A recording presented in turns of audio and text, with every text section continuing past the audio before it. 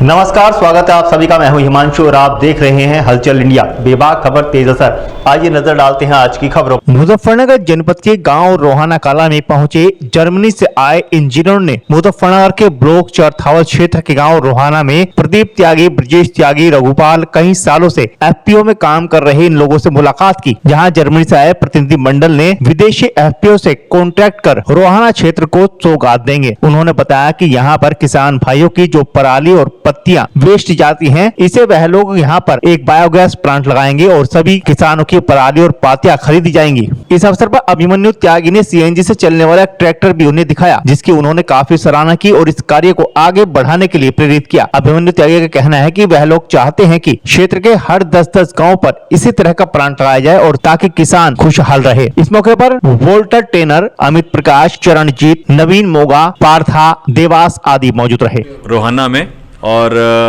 हमारे साथ में जर्मनी से मिस्टर वॉल्टर भी आए हुए हैं, जो कि ऑर्गेनिक एग्रीकल्चर और बायोगैस प्लांट पर काफ़ी काम कर चुके हैं, 40 सालों से काम कर रहे हैं।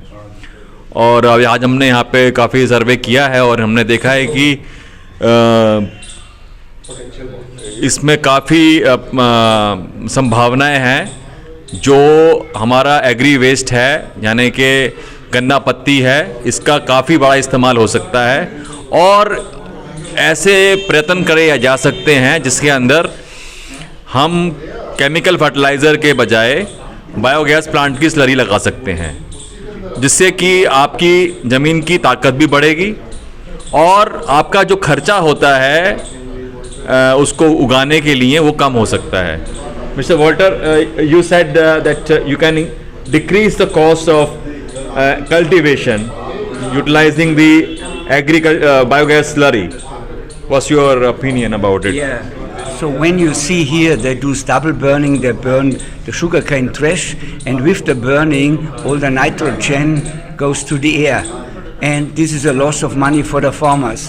When we use the sugarcane trash in the biogas plant, we just keep all the nitrogen, all the nutrients in the final slurry, and this is a perfect fertilizer. So it's a win-win situation. The farmers have less costs for the fertilizer of their sugarcane fields or other cultivations. जैसे Walter कह रहे हैं कि जिसको हम जला देते हैं उसके अंदर नाइट्रोजन है, उसके अंदर फास्फोरस है, दूसरे और भी बहुत सारे पदार्थ हैं। जलाने के बजाय अगर हम उनको वापस ज़मीन में डाल दें तो उससे हमारा समय के साथ साथ हमारा खर्चा कम होता चला जाएगा और हमारा जो न्यूट्रिशन वैल्यू है वो बढ़ेगी। तो क्या नवीन जी, आज आपका एकादशी का व्रत भी है, तो क्या इस गाँव को कोई सौगात देना चाहते हैं, कोई प्लांट लगाना चाहते हैं? हम लोग ज़रूर इस तरह के प्लांट लगाना चाहते हैं और उसके लिए हमें लगता है कि सही समय आ चुका है। हमारे एफपीओस काफ़ी एक्टिवेट हो रहे हैं अभी और उसके अंदर एक साथ में काम करने का जो गतिविधि बढ़ रही हैं उसका हमें ज़रूर इस्तेमाल करना चाहिए। बेसिकली यहाँ पे एक एफपीओ है, फार्मर प्रोड्यूसर ऑर्गेनाइजेशन, किसान उत्पादक संगठन एवं उद्यम। मेरा अपना स्टार्टअप है मुजफ्फरनगर में, अनागा शक्ति प्राइवेट लिमिटेड। हम लोग एग्री वेस्ट कलेक्शन और बायोमास टू बायोकोल और बायो एनर्जी के ऊपर काम कर रहे हैं। आज बेसिकली हमारे कुछ पार्टनर्स हैं, जैसे नवीन मोगा जी हैं जिनके पास अडानी एनर्जीज़ का काफ़ी एक्सपीरियंस है। आज इस मीटिंग में हमें पता चला कि ये जो एफपीओ है ये बेसिकली आपका एग्री वेस्ट कलेक्शन के और प्रोसेसिंग के ऊपर काम कर रहा है। मेरा startup decentralise biomass supply chain develop कर रहा है वेस्टर्न यूपी के जो शुगर केन लैंड है उसके ऊपर। Mostly we are focusing on के हमें एग्री वेस्ट के तौर पर केन ट्रैश मिल जाए। उसी के लिए आज इस मीटिंग में हम आए हैं। इसमें हमारे पास एक जर्मन पार्टनर भी आए हैं जो कि स्नो लेपर्ड कंपनी से हैं। वो बेसिकली बायो सीएनजी के ऊपर काम करते हैं। वो भी इस रीजन में पोटेंशियल देख रहे हैं कि वेस्ट यूपी का जो रीजन है यहाँ पर खासकर एग्री वेस्ट में बहुत ज़्यादा पोटेंशियल है।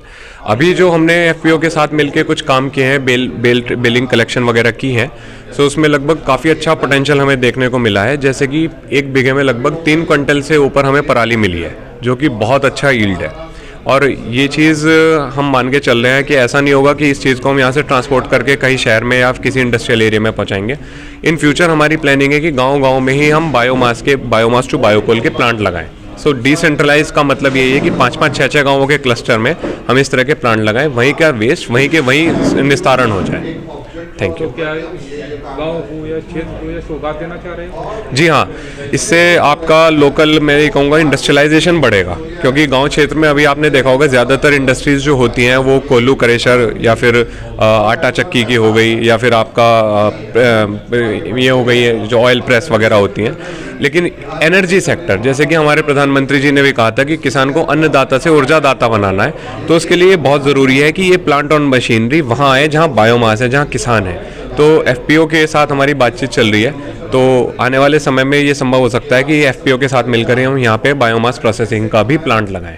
अभी आप बाहर मशीनरी देख सकते हैं, इन सब ने वो कलेक्ट की है, इन्हें वो मशीनरी स्पॉन्सर दी गई है, सीएनजी के ट्रैक्टर से की गई है। तो ये पूरी ग्रीन बेल्ट डेवलप हो रही है, पूरा ही कार्बन न्यूट्रल साइकिल इसे करने का है, क्योंकि कुछ लोग कहते थे कि हम डीजल इंजन का इस्तेमाल करके बायोमास कलेक्ट कर रहे हैं और उसे ग्रीन फ्यूल कह रहे हैं। तो यहाँ पे डीजल इंजन को आप देख सकते हैं कि बायो सीएनजी पे कन्वर्ट किया गया है, ताकि पूरा एग्री वेस्ट कलेक्शन और उसका प्रोसेसिंग पूरा ग्रीन रहे, उसमें कहीं से भी हम फॉसिल फ्यूल को यूज ना करें। तो चला है आपसे विदा लेने का, कल फिर होंगे हाजिर कुछ नई और ताज़ा खबरों के साथ। तब तक के लिए दीजिए हमें इजाजत। नमस्कार। हमारे YouTube और Facebook चैनल को फॉलो और सब्सक्राइब करना ना भूलें।